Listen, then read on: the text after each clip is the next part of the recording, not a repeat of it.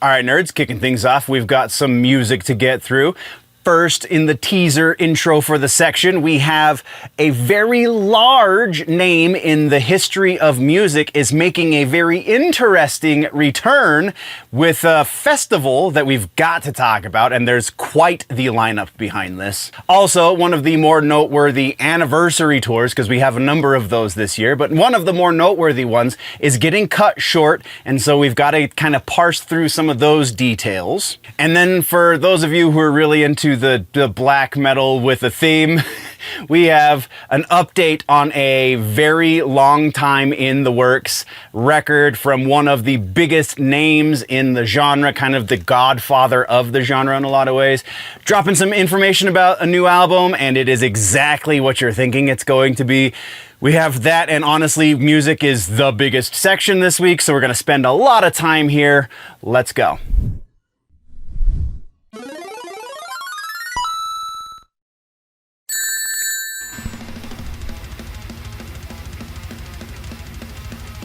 Welcome, nerds, to the Clips channel. If you are new here, then let me welcome you to the Clips. This is a smaller portion of a much larger video that happens over on the main channel. It's a series I like to call The Week in Nerddom. This right here is the music section. We are going to be talking about music-related things, tours, new music, reacting to videos, just regular news in the music news section, all of the things. Super excited to have you here. Let's get into the news. Subscribe. That is all. All right, so follow-ups, corrections in the music section. We have a new guitar player for Mastodon once again. Still haven't found a permanent replacement for Brent, but they do now have Nick Johnson playing for them. Nick Johnston, sorry, there's a T in that last name, Johnston. Nick Johnston is a Canadian guitar player, solo instrumentalist. He puts out music by himself that's more easily classifiable as easy listening than as metal. So really interesting choice here. Very intrigued to see the difference between him and the previous guy. Uncle Ben, I believe is what he calls him. Ben Eller, I think might have been his name. I'm drawing a blank. It's not in the notes because, say it with me, class, I take amazing notes. All right, so new guitar player. Again, this is not the permanent replacement. It seems like they're kind of feeling around the industry, see who maybe is an unexpected pick, but still an appropriate pick. So there's that, and then we have an update on that Weezer situation, because of course we do. So Jillian Schreiner, who, as we know, is the wife of bassist, what's his name, Scott Schreiner for Weezer, she has officially entered her plea of not guilty for attempted murder and her weapons charges. There are a number of other charges here, but either way, her first day in court is a not guilty plea, and then she is set to return next week for further court dates. As things progress from this, we will be keeping tabs. Maybe not the best tabs, so if you're looking for like in detail information about this, that's not really the kind of stuff that we do here. We're more worried about the actual music they produce and less about the craziness behind the scenes, but this was just a little too crazy behind the scenes to not talk about. Either way, we'll keep tabs, just not details. Let's continue on. All right, nerds, real quick, let's take a break. Let's talk energy, and not just any energy, DUBBY energy, channel partner, and it's my go-to for any time I don't want to get that sketchy sugar crash. So here's the deal. They have spent a lot of time fine-tuning their formula, packing it full of vitamins and nootropics and things that are meant to help with cognitive performance. And the star player in all of that is a thing they like to call the neurofactor. And neurofactor is a patented cocktail of ingredients, specifically using the caffeine derived from coffee cherries, and is clinically proven to help improve brain performance. I swear this stuff helps you stay laser focused, whether you're gaming or creating or grinding away on a project or just at the daily grind at your day job. Another thing that really sets DUBBY apart is the other ingredients. Besides just the neurofactor, you have the sugar-free, 0 calories, no maltodextrin, and no artificial colors. All of that with 0 jitters and no crash, just smooth energy. And then just the icing on the cake is that DUBBY is affordable as well. One 8-ounce serving, assuming you're using the promo code Generally Nerdy when you check out at dubby.gg, one 8-ounce serving is going to cost you right about $1.20, which means a full 16-ounce serving, which most of you are probably going to mix together, which is easily mixed in their shaker bottles, which are also available at dubby.gg. A 16-ounce portion is going to cost you right about $2.40. Now compare that to $4 from the other guys, and you see that you're saving money on top of helping with your focus and your brain function. If you want to give it a try, just use the promo code Generally Nerdy at checkout. You can follow the link down in the description. We are back down to 10%. All through September we were getting 20%, but now that it is October, we're down to 10% off, which is still, you're still doing $1.20 per serving. So 10% off at checkout if you use code Generally Nerdy at dubby.gg. All of that being said, let's get back to the show, shall we? Into the new music section, shall we? New music. Once again, we have changed the structure for this section. We're not going to necessarily be talking about like reactions to new songs that have been released or anything like that. That kind of content has been moved over to the That Just Happened show, which will be happening, I promise.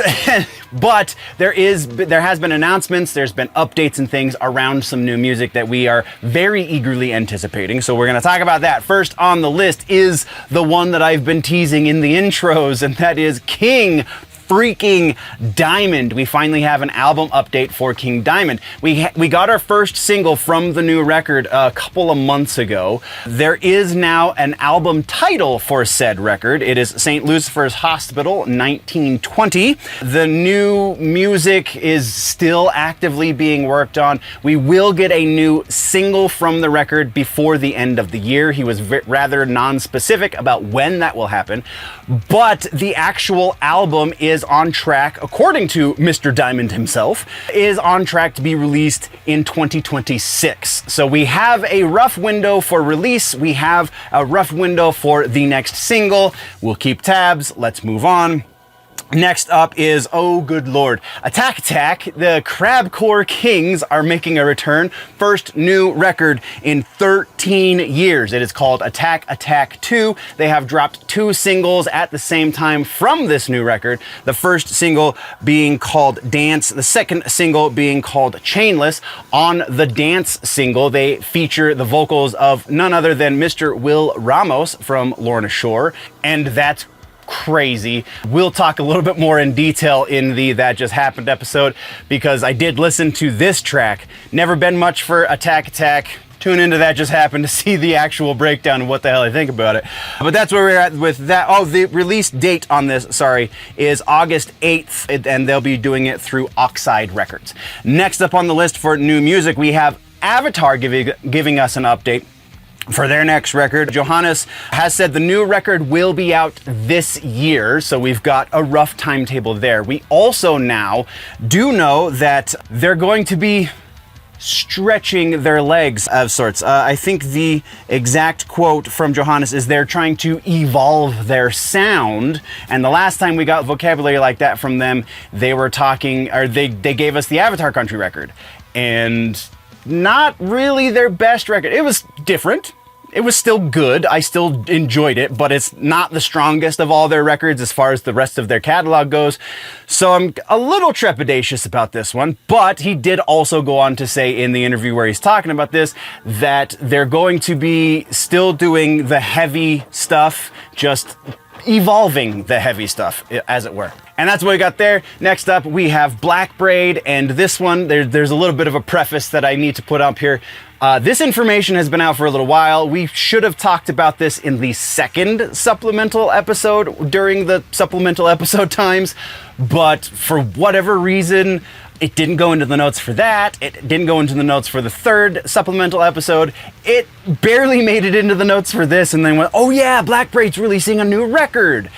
and also is going on tour. And then I didn't put his tour information in the touring section, so I am sorry, but Blackbraid is going on tour. I'll give you the update for that one next week, I promise.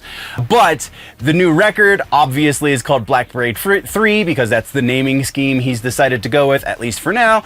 And it will be released August 8th. Once again, he is self-releasing it because at this point, why not? He's one of the highest selling black metal acts in the music industry right now because he's freaking amazing. I have very high anticipation for this next record. He even got a write-up in the New York Times. Like, normies don't listen to black metal, but somehow Skagasawa got a write-up in the New York Times for his Blackbraid project, and I am freaking here for it. So Blackbraid 3 out August 8th. We'll definitely be following up on this one. And then our final piece of new music information actually is a good transition into tours because it is about a tour that has kind of sort of ended. It is Botch, their final show. They recorded it, thank God, because I was unable to catch any of the Botch shows. They did come to my neck of the woods. They just couldn't afford to go to the damn show. Botch has recorded their final show. They're releasing it as a live. They're calling it a movie in the press release. It's a live performance DVD. Like that is, like, unless there's some sort of documentary associated with it that they didn't call out specifically. Like, it's a live performance, which is fine. It's totally cool. I want this. I just think the vocabulary is a little weird. They're also releasing it as a live record because, yes, please. I think honestly, the first Botch music I ever heard was a live recording because they put out a live EP, and for the longest time that was the only Botch I knew. So this is not going to be like your traditional hardcore live record where it sounds like it was recorded with one microphone at the back of the room so you hear all the crowd over the music. Not that. This is going to be a professionally recorded situation. Here for it. I want this. The release date on this, I do not have, honestly. The title for it is going to be 061524, which I believe is the date of the final show. But yeah, I did not see a release date for this. If there is one by the time I edit this video, I'll put it on screen. So for those of you just listening, you got to go check out the video. Otherwise, I will try and follow up with this one next week.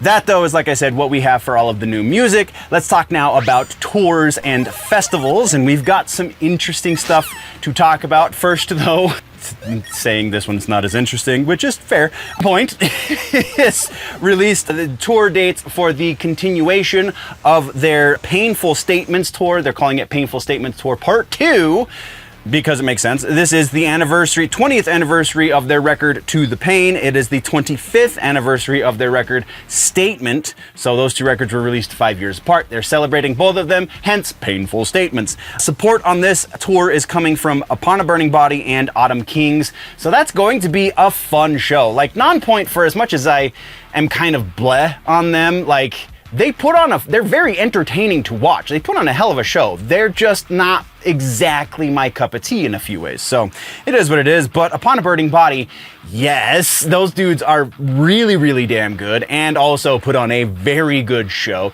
I don't know who Autumn Kings are though, so it kind of is what it is.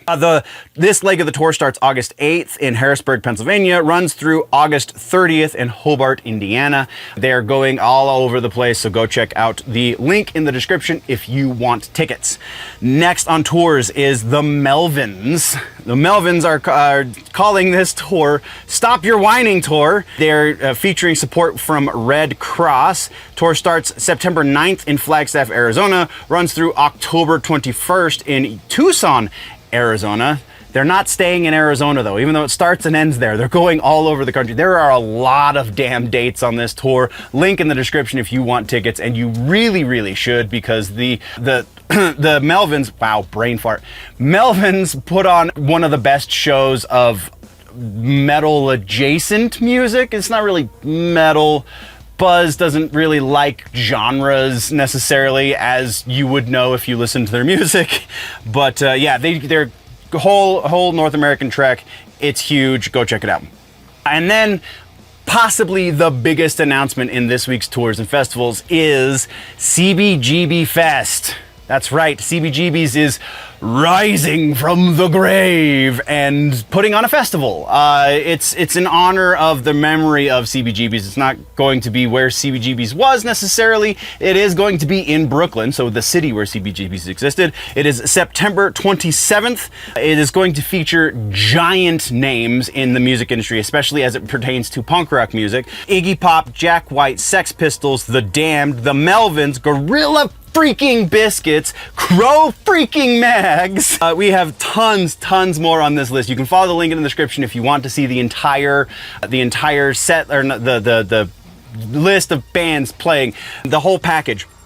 Early access tickets will be opening soon, but they have yet to go on sale. So if you want to register, you can also follow the link in the description to do that. Early registration is going to be apparently the only way you can get in for the pre-sale. So the final piece of touring and festival music is Austin City Limits has just announced their lineup this year as well. So those of us watching it on PBS later, now we know what to expect, right? So The Strokes, Hozier, Sabrina Carpenter, Doja Cat, bleh, Luke Combs, John Summit, and Doechi, I don't know who that is, are kind of the headliners. You have, I just lost my place, Cage the Elephant, Pierce the Veil, Rilo Kiley, Rainbow Kitten Surprise, I've never heard of them, but with a name like that, I'm kind of intrigued.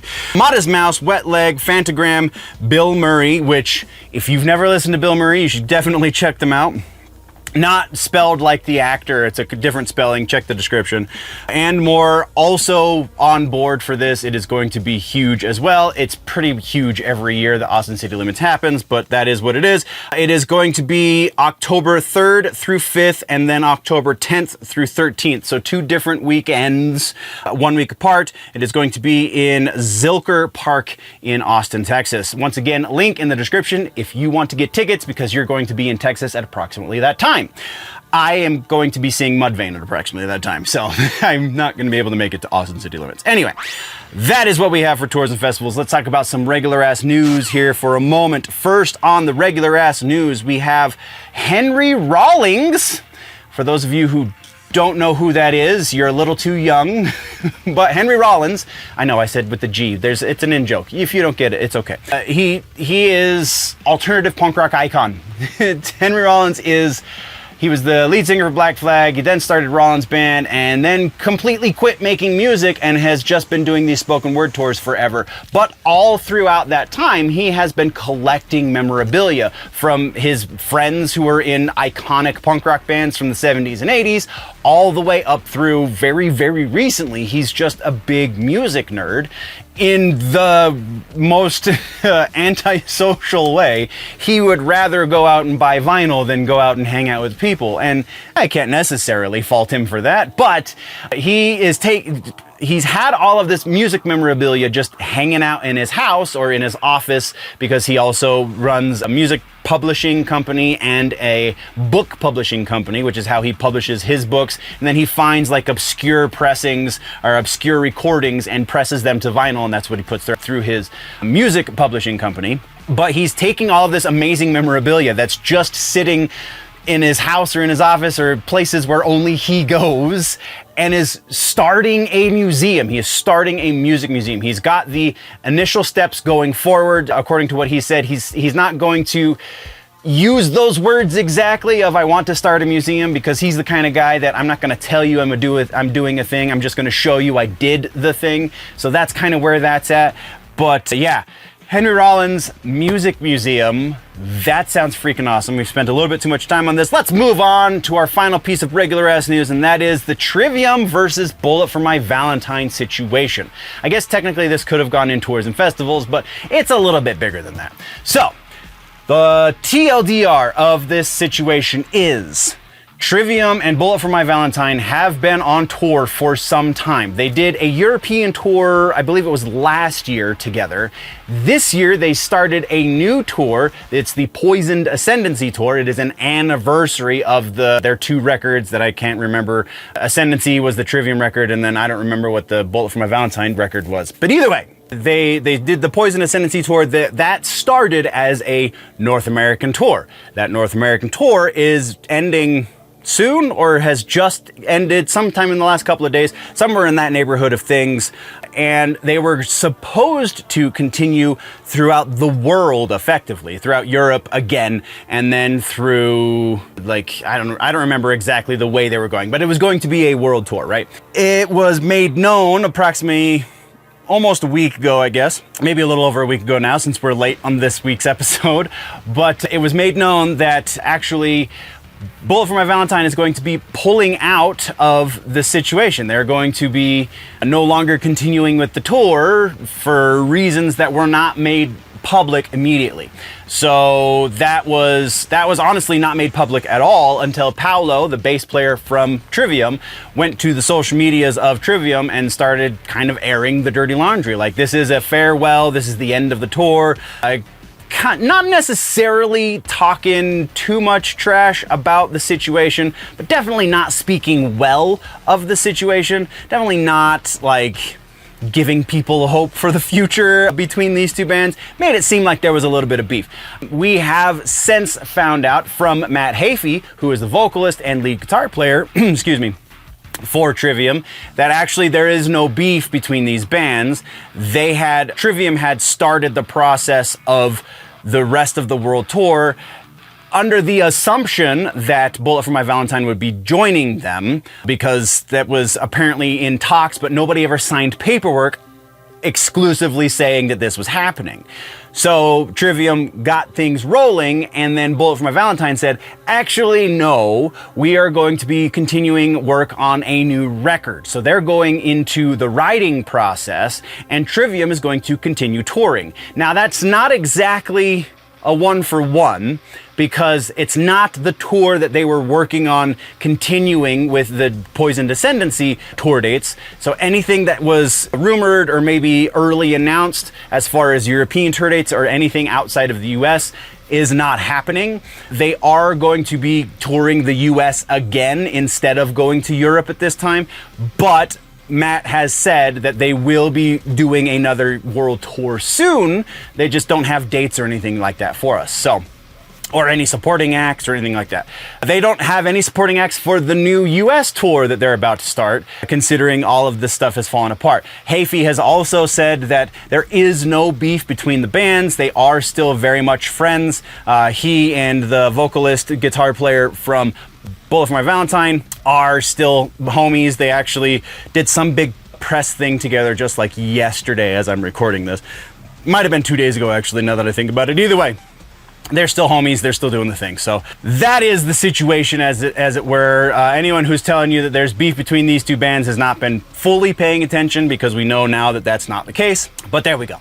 Which leads us into our suggestion for the week. Our suggestion this week is, honestly, because of the announcement of the 25th anniversary for Wisconsin Death Trip, Static X, baby, is our suggestion for the week. 25 years on, and this record is still a banger. From front to back, there are no bad tracks. There are some that stand out. I would say check out Loser, Wisconsin Death Trip, Push It. But again, basically everything from front to back on this album is a banger. You're going to get some headbangers whiplash from listening to this too much, just because it is so much damn fun. Actually, my feet are still tired from the show I went to the other day because I was jumping and not headbanging, but still, pain. So that is your suggestion this week. Go check out Static X's Wisconsin Death Trip. Stay tuned to the That Just Happened show to hear about the show that I went to. It wasn't Static X. That's coming in October.